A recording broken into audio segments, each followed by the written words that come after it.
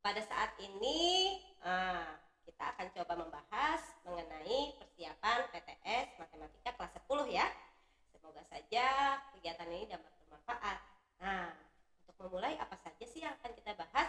Yang pertama, kita akan membahas mengenai bilangan. Bilangan apa sajakah itu?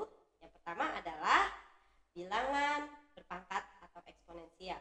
Semua mengenai bilangan berpangkat akan kita bahas di sini.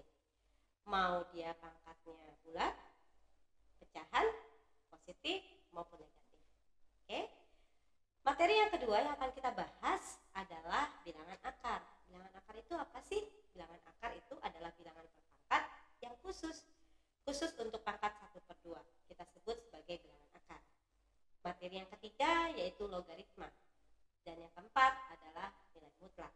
Oke, karena ini sifatnya pengulangan, saya akan mulai dengan soal-soal latihan. Nah, soal-soal latihan ini bisa teman-teman dapatkan di Edmodo masing-masing ya. Nah, untuk soal yang pertama yang akan dijadikan contoh adalah soal nomor 3. Oke.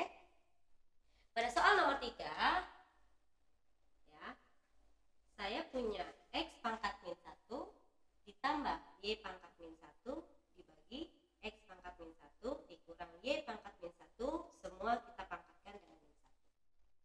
Wah, kalau lihat soal seperti ini pastinya sudah tergambar ya cara menjawabnya seperti apa. Oke, untuk menjawabnya pertama kali karena semuanya dipangkatkan dengan min 1, artinya penyebut, pembilang kita pangkatkan masing-masing dengan min 1.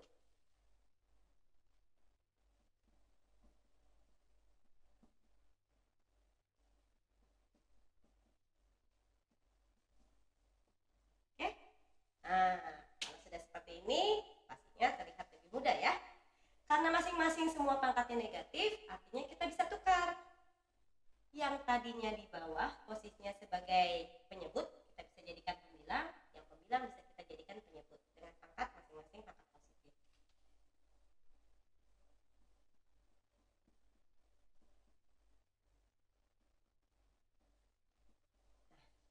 Nah, kalau seperti ini pastinya sudah sangat paham ya.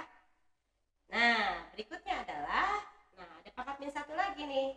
Artinya posisi X bisa berada di bawah.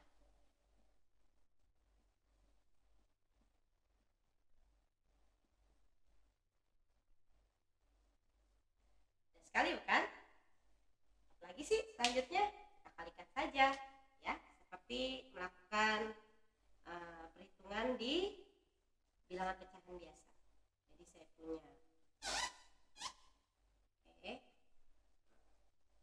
punya di sini saya punya Y min X per XY, bawahnya juga seperti itu, Y per X ya.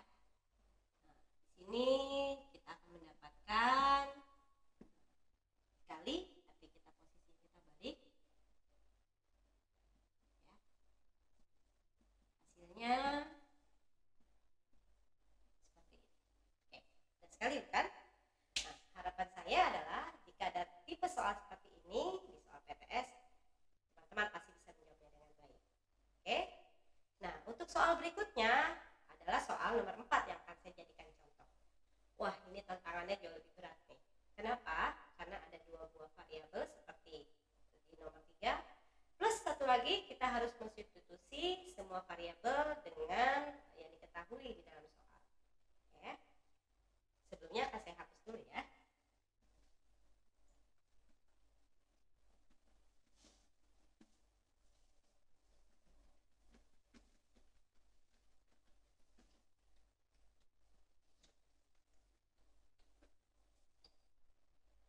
Untuk soal nomor 4, jika X sama dengan 4 ya, dan Y sama dengan 1/8, nah, maka berapa sih nilai dari X pangkat 3/2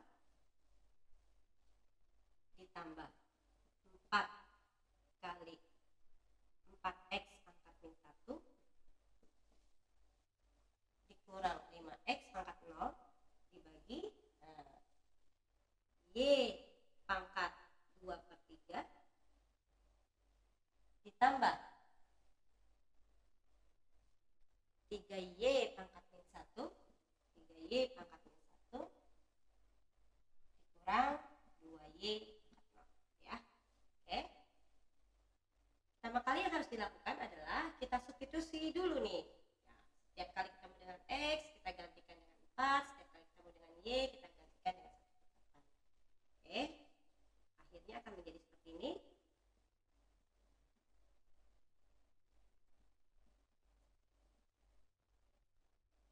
Nah, mudah kan? Begitu juga dengan yang Y ya.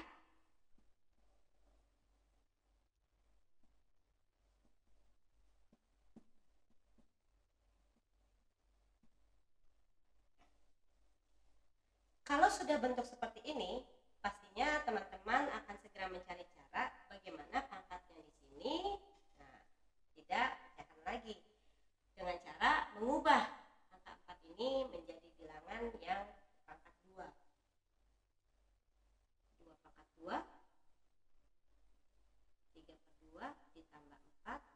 Karena dia pangkatnya min 1, berarti saya boleh tuliskan sebagai ini, min 5 kali 4 pangkat 0. Nah, karena di 1/8, pastinya pangkatnya akan menjadi pangkat negatif. Jadi saya punya seperti ini.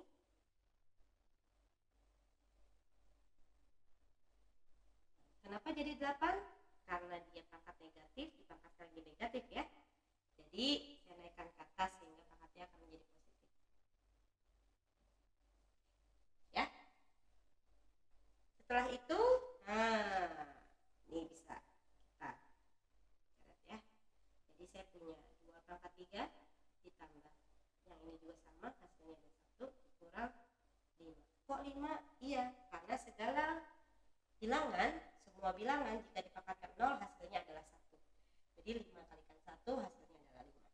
Oke, berikut juga dengan yang ini. 2 pangkat min 2 ditambah 24 dikurang 2. Kita akan mendapatkan 2 pangkat 3 itu adalah 8 tambah 1 dikurang 5 dibagi 1/4. Sebentar ya, 1/4 ditambah 24 dikurang 2 ya. Setelah itu kita akan dapatkan yang ini adalah aritmatika biasa. Jadi 8 tambah 1 9, 9 kurang 5 adalah 4 per, nah ini berapa nih? Kalau saya punya bilangan, jadi saya punya 1/4 ditambah 22. Nah, 88 tambah 1 89 ya. Jadi 4/89/4. Jadi hasilnya adalah 4 dikali 4/89.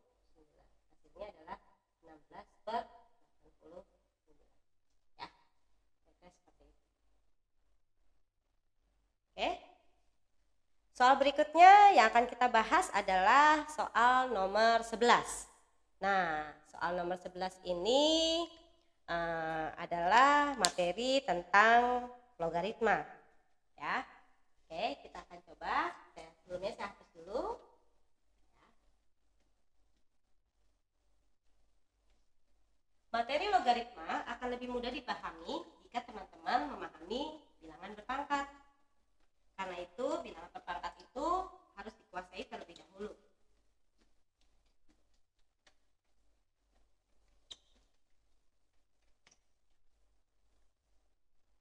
Oke, untuk soal nomor 11, saya punya 6 log 27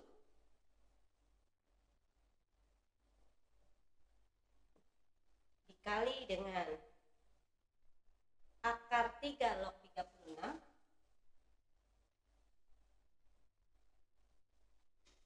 kita kurangi dengan 4 log 164 per 6 log 36. 6 log 36 kurang 6 log 6 akar 6. Wah, ada logaritma, ada pangkat, ada akar ya, ada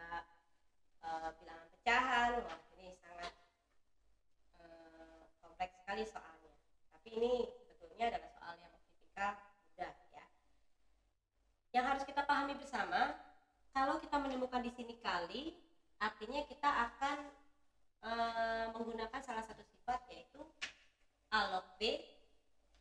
Kalau saya punya A log B dikali B log C, itu adalah A log C ya. Itu yang akan saya pergunakan sifat tersebut. Berarti kita harus mencari bilangan 27 itu menjadi 3 pangkat berapa. Jadi 6 log 27 itu adalah 3 pangkat 3 dikali, akar 3 ini kan adalah 3 pangkat setengah, log 36 ini adalah 6 pangkat 2 ya. Oke, ini sangat mudah sekali ya. Dikurang 4 log 4 pangkat min 3 ya.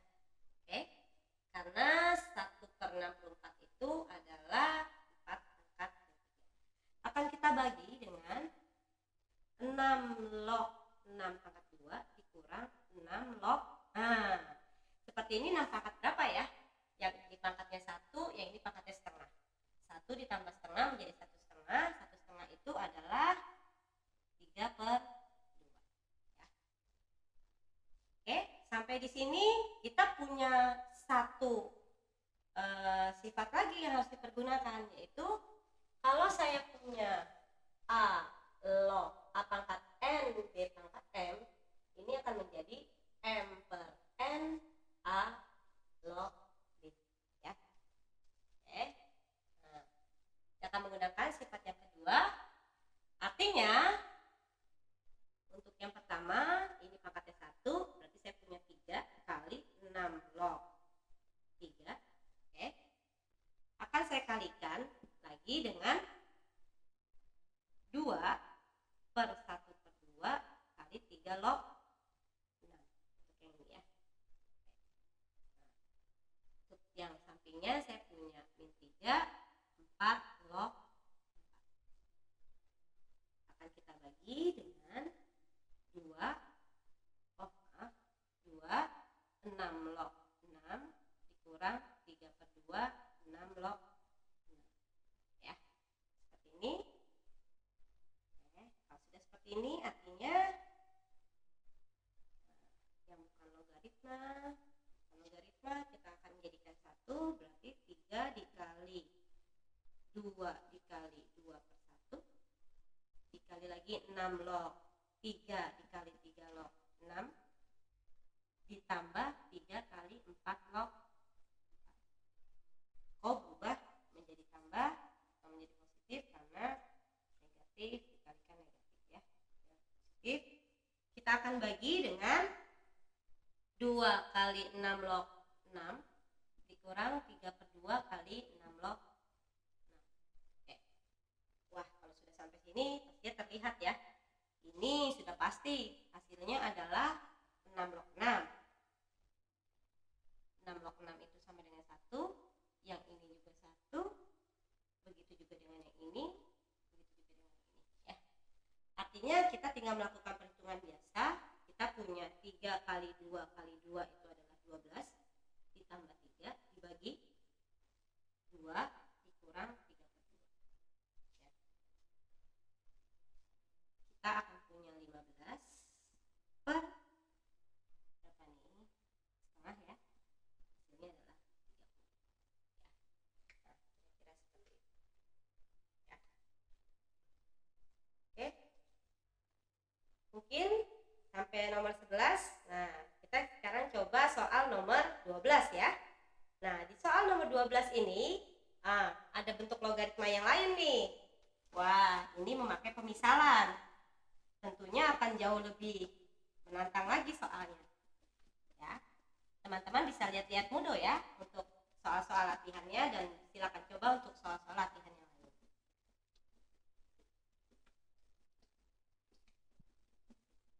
Oke, di soal nomor 12 saya punya 2 log 3 itu adalah A, dan 3 log 5 adalah B. Pertanyaannya adalah berapa sih 4 log 15. Nah, ini dia. Wah, kalau saya sudah terpikir nih, 4 ini adalah 2 pangkat 2, 15 ini adalah 3 dikali 5. Masalah saya sudah selesai ya. Jadi kita tinggal saja 4 log 15 ini adalah 4 log 3 kali 5 ya. Dalam logaritma, kalau saya punya A log B kali C, itu adalah A log B ditambah A log C ya. Oke. Artinya kita bisa tuliskan dalam bentuk seperti ini. 4 log 3 ditambah 4 log 5. Tapi masalahnya adalah sekarang yang diketahui kan 2, bukan 4. Artinya kita akan membentuk 4 menjadi 2 pangkat 2. Saya punya 2 pangkat 2 log 3 pangkat 1 ya, ditambah 2 pangkat 2 log 5 pangkat. Nah, jadi saya punya 1/2 kali 2 log 3 ditambah 1/2 kali 2 log 5 ya. Oke. 2 log 3 adalah A.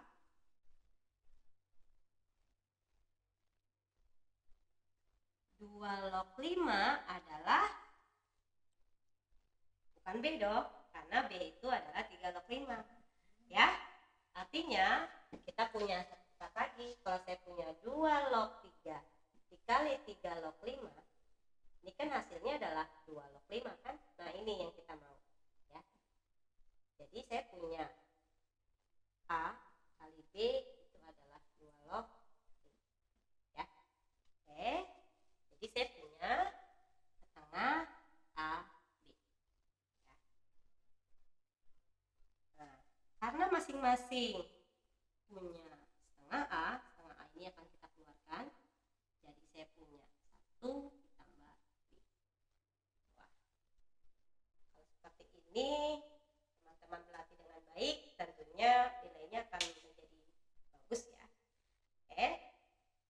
Untuk selanjutnya kita akan bahas soal nomor 13.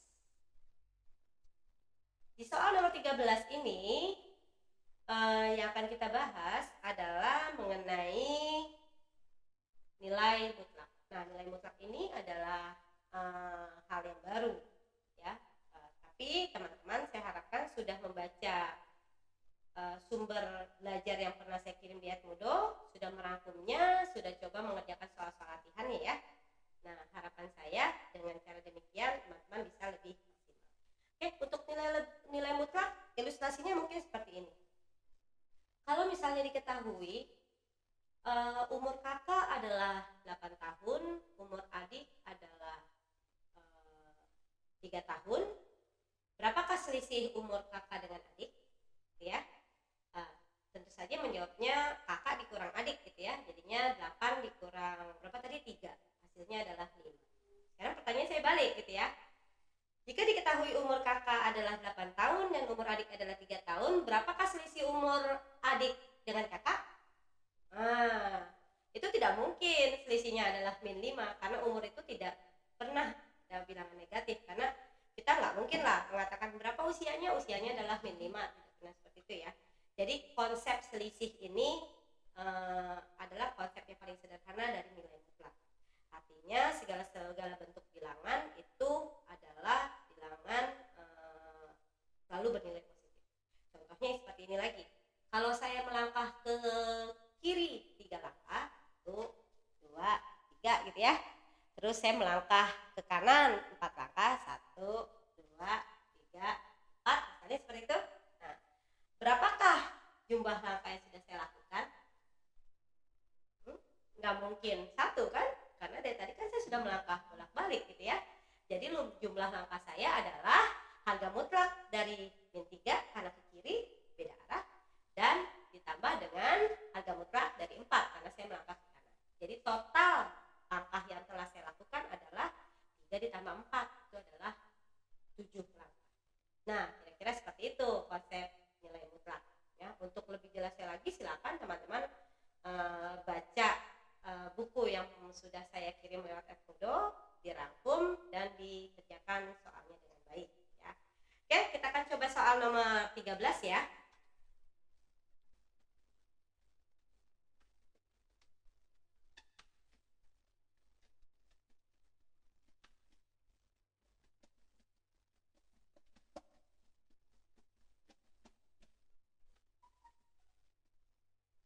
Mengawali soal nomor 13, nilai mutlak itu ada sifat-sifatnya seperti yang tertulis di dalam buku atau sumber bacaan yang pernah saya kirim ke Edmodo teman-teman. Salah satu sifatnya adalah, bukan salah satu ya, ada 2 buah sifat yang akan saya pergunakan saat ini, yaitu saya punya seperti ini ya. Jika ada harga mutlak X kurang dari sama dengan P ini adalah suatu angka ya, suatu bilangan, ini artinya X tersebut pasti terletak di antara negatif P dan P ya. Oke, yang harus dipahami pertama. Oke, yang harus dipahami yang kedua adalah pada saat ketidaksamaannya ini ya, ini artinya adalah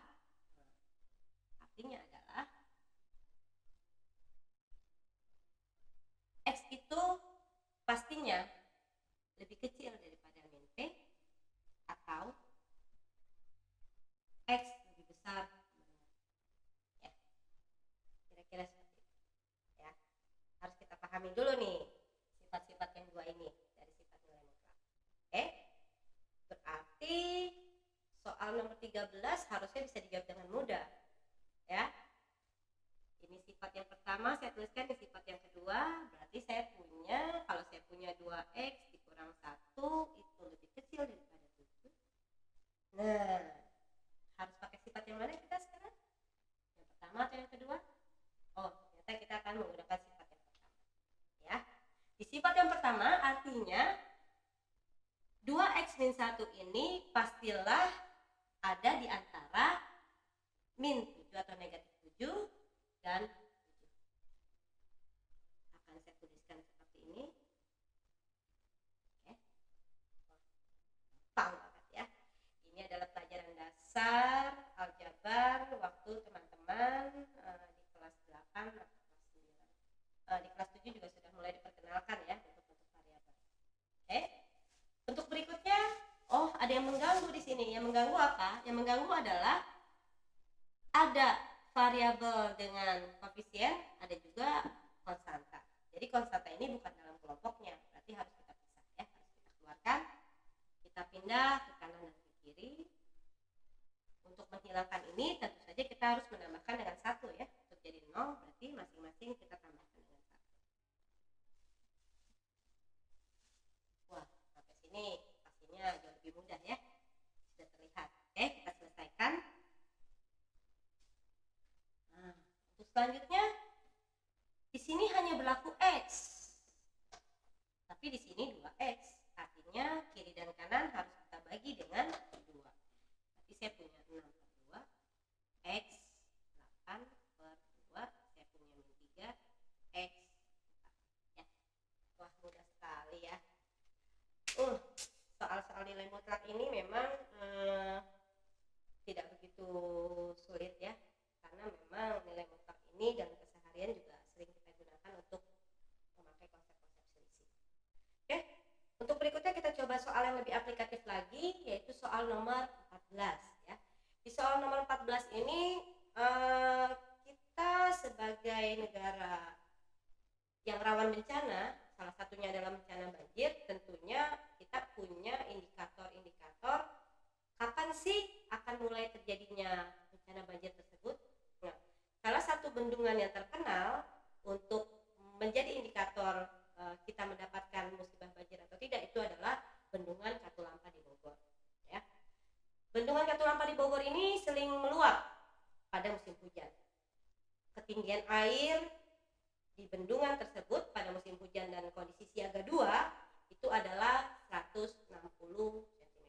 Oh, jadi waspada nih kalau sudah 160 cm Katulampa itu sudah siaga 2 gitu ya. Itu sering disampaikan di berita-berita. Nah, ketinggian air di bendungan Katulampa tergantung dari banyaknya curah hujan di daerah puncak. Ya. Nah, jika perubahan ketinggian air di bendungan Katulampa pada situasi tidak normal adalah 65 cm, waspada jadinya ya.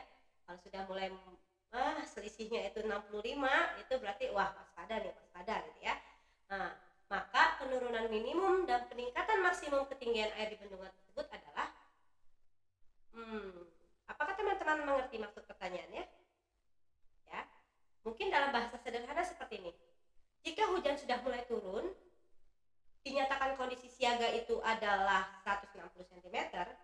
Nah, tapi teman-teman di bagian penanggulangan bencana itu punya suatu indikator atau perhitungan sendiri kapan sih kita harus menyatakan status siaga, ya, dari siaga 3 menjadi siaga 1 misalnya, karena siaga 2-nya itu kan 160 cm, ya. Jadi berapa sih titik minimum dan titik maksimumnya sehingga bisa dikatakan ini dalam status siaga 2, ya, kira-kira seperti itu, ya. Nah, konsep ini yang akan kita pergunakan sebetulnya, sangat sederhana sekali ya. Nah, mengingat tadi kita bicara selisih, nah kayak tadi loh usia yang tadi saya sampaikan, mengingat tadi kita bicara tentang selisih, artinya ada suatu nilai curah hujan yang akan kita kurangi dengan 160 cm. Kok harus 160? Iya, karena indikator kondisi siaga 2-nya adalah 160 cm. Nah, toleransinya adalah 65 cm. Jadi perubahan itu hanya boleh 65, ya. Kalau lebih dari itu ya bahaya, mungkin kita bisa di siaga 1 gitu ya. Oke. Nah, seperti ini, karena ini konsepnya selisih, artinya ada dua hal yang harus kita perhatikan. Yang pertama adalah seperti ini, ya. Nah, yang kedua situasinya adalah kalau seperti ini. Nah, ini dia, ya. Oke. Jadi kalau sudah seperti ini kan aritmatika biasa, kita bisa selesaikan dengan mudah ya. Nah, jadi saya punya X sama dengan 65 ditambah 160, itu adalah 225 cm. Ya. Yang ini adalah min X tambah 160 sama dengan 65. Min X sama dengan 65 dikurang 160. Min X sama dengan min 95. X-nya adalah 90. Jadi para penjaga bendungan akan melaporkan ya situasi gawat darurat. Nah, pada saat siap-siap Indonesia, terutama Jakarta yang akan mendapatkan kiriman air hujan dari Bogor, ya, karena bendungan Katulampa ini sudah mencapai 95 cm karena batas maksimumnya 160 cm. Nah, status dinyatakan waspada siaga 2. Oke. Pada saat nanti lebih dari 160 bahkan mencapai 225, wah, siaga 2. Kalau lebih tinggi daripada itu pastinya adalah siaga 1. Jadi ini adalah dasar perhitungan bagaimana cara menentukan status siaga bencana di Indonesia, terutama siaga bencana musibah banjir. Ya. Oke, teman-teman, saya harapkan soal-soal latihan-latihan yang sudah kita bahas tadi itu menjadi satu energi positif untuk teman-teman belajar dengan baik. Ingat, practice makes perfect, ya. Kalau teman-teman berlatih terus, itu akan jauh lebih mudah. Oke, tetaplah di rumah, stay at home, tidak usah keluar-keluar kalau dalam keadaan yang tidak mendesak. Tetaplah belajar dengan baik, jaga kesehatan, dan jangan lupa kita pakai masker.